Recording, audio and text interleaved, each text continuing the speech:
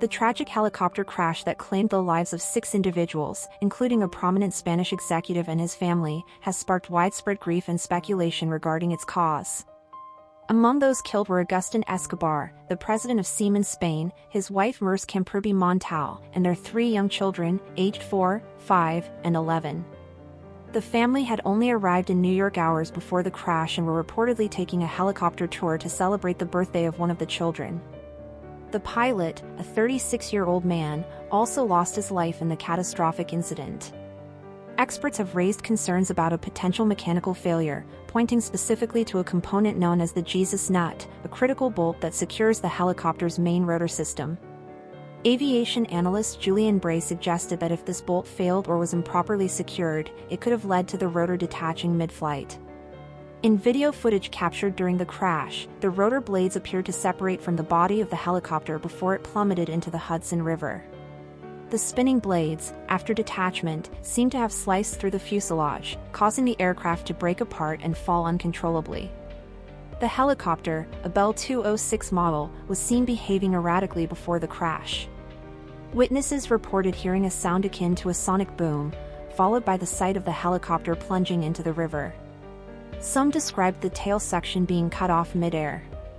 Experts, including former military pilot and aviation attorney Jim Brauchle, noted that such a separation of the rotor from the aircraft would have rendered the pilot helpless.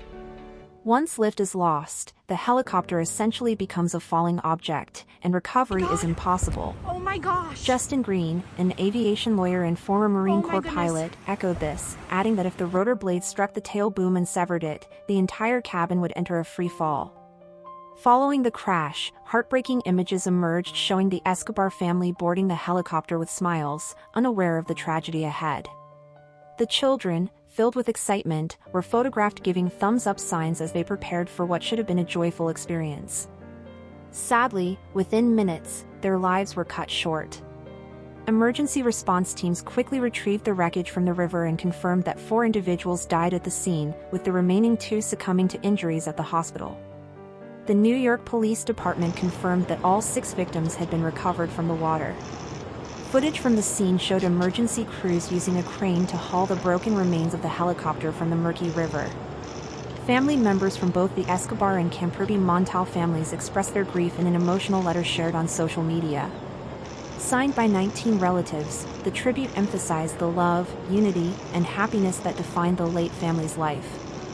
The message described them as joyful and vibrant people whose memories would forever remain etched in the hearts of those who knew them. They have gone away together, the letter read, leaving an indelible mark among all their family, friends, and acquaintances. The families also expressed gratitude for the overwhelming support and asked for privacy as they prepared to repatriate the bodies to Spain and organize a farewell ceremony. The tragedy has deeply affected both personal and professional communities in Spain. Escobar had an impressive career at Siemens, where he held leadership roles in the rail infrastructure division and served as president of Siemens Spain. He was also vice president of the German Chamber of Commerce for Spain. In a past post on social media, he credited his family as his greatest source of support and joy. His wife, Merce Camprubí Montal, also worked for Siemens Energy in Barcelona, holding positions in digitalization and commercialization. Spanish officials, including leaders from Catalonia and Castilla-La Mancha, expressed their condolences. Escobar was originally from Puertollano in central Spain and had been recognized as a favorite son of the Castilla-La Mancha region in 2023. Regional President Emiliano Garcia Page honored his memory, mourning the loss of an entire family that represented the best of their community.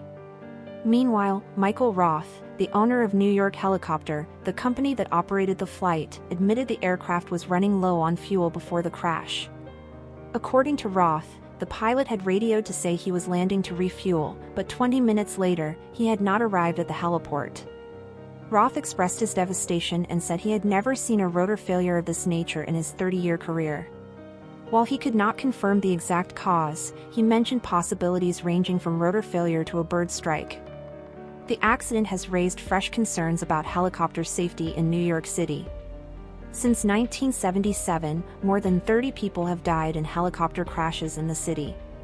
One of the most notable recent accidents occurred in 2018, when a chopper crashed into the East River, killing 5 passengers.